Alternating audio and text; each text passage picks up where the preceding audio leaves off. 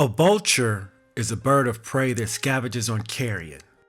Carrion is decaying flesh of dead animals, including human flesh.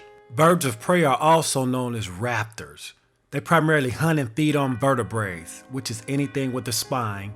They have keen eyesight for detecting food at a distance. They're also equipped with talents for grabbing and killing prey and powerful curved beaks for tearing flesh. The term raptor is derived from the Latin word rapio, meaning to seize or take by force.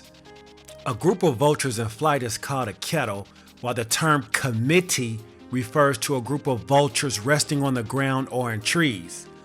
A group of vultures that are feeding is termed wake. My question to you is, how long are you gonna let these committee of vultures pick on your bones until you just dead flesh and put you in a wake?